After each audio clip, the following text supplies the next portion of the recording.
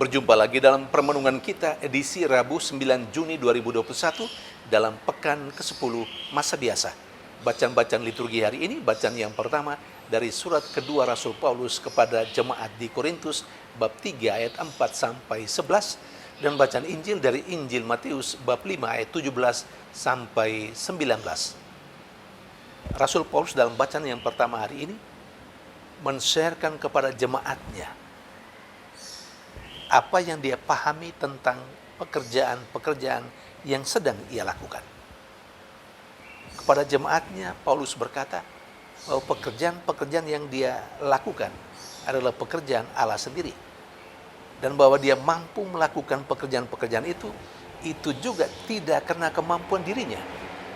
Tetapi kemampuan itu dianugerahkan oleh Allah kepada dia, sehingga dia dapat melaksanakan pekerjaan-pekerjaan itu. Dan karena itu, Paulus sangat menyadari bahwa melalui apa yang dia kerjakan, yakni pekerjaan-pekerjaan Allah itu, dia sesungguhnya sedang memuliakan Allah. Ketika dia bekerja dengan baik, dia mengagungkan Allah yang pekerjaan-pekerjaannya dilaksanakannya. Konsekuensi logisnya, bagi Paulus, dia tidak pernah bermegah atas pekerjaan-pekerjaan Allah yang dia lakukan.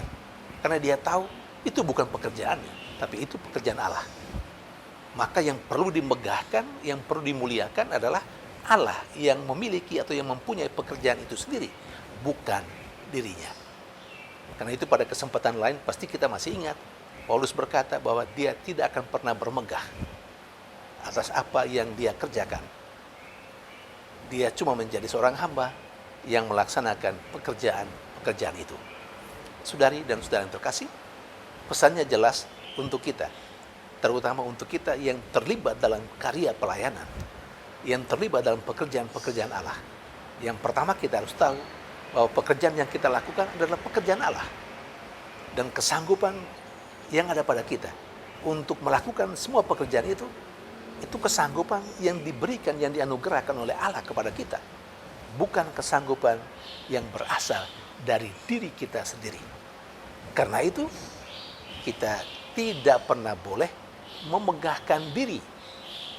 Karena pekerjaan-pekerjaan yang kita lakukan itu. Karena pekerjaan-pekerjaan yang dipercayakan kepada kita. Karena memang itu bukan pekerjaan kita. Kita cuma yang diberi kepercayaan untuk melakukannya.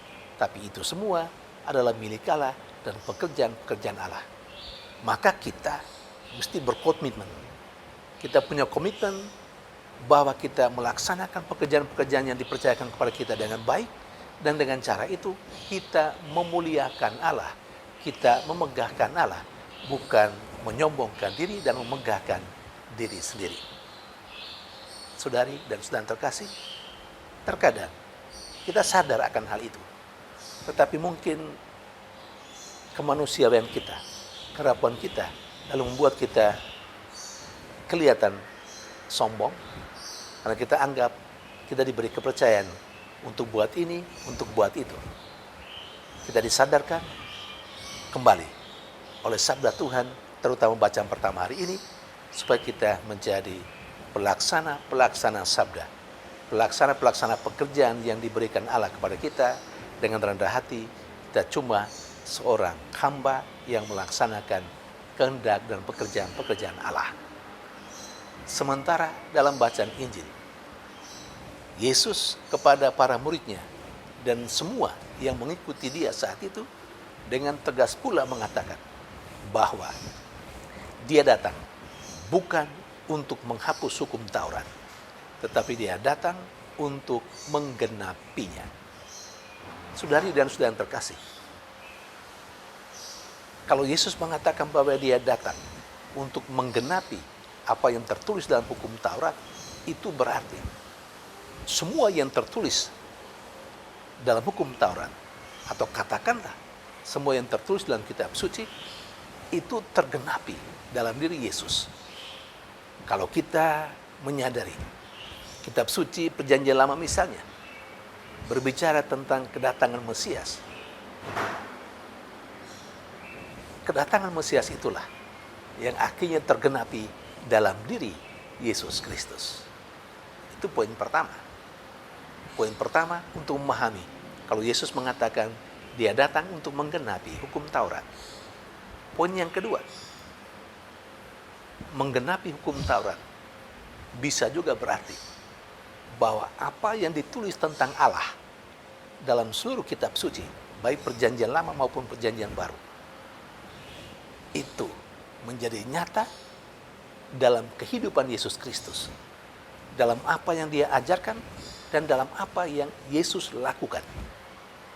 Ketika kitab suci berbicara tentang Allah yang mengasihi, nah Allah yang mengasihi itu, Allah yang mencintai itu, Allah yang mengampuni itu, Allah yang sabar itu, Allah yang mempedulikan kehidupan manusia, Allah yang memperhatikan kebutuhan jasmani dan rohani manusia, itu semuanya menjadi nyata dalam diri Yesus Kristus. Itu maksudnya. Dengan kata-kata Yesus, dia datang untuk menggenapi hukum Taurat. Saudari dan saudara terkasih, seperti Yesus, kita sesungguhnya melalui kehidupan kita, kehadiran kita, tutur kata kita, perbuatan-perbuatan kita, sama. Kita juga mesti menjadi orang yang membuat apa yang diceritakan tentang Allah dalam kitab suci sebagai Allah yang maha kasih, Allah yang mengampuni, Allah yang maha baik, itu mesti menjadi nyata dalam kehidupan kita ketika kita mau mengasihi dan mencintai siapapun yang ada di sekitar kita, mau mengampuni siapapun yang bersalah kepada kita. Artinya, melalui kehidupan kita, melalui tutur kata kita, melalui perbuatan kita, orang mengalami secara nyata Allah yang dia imani itu. Saudari dan saudara terkasih, supaya kita mampu melaksanakan itu, kita perlu kekuatan dari Allah sendiri, yakni Roh Kudus. Mari kita mohon supaya Allah terus mencurahkan rohnya yang membimbing dan menuntun kita dalam melaksanakan tugas itu.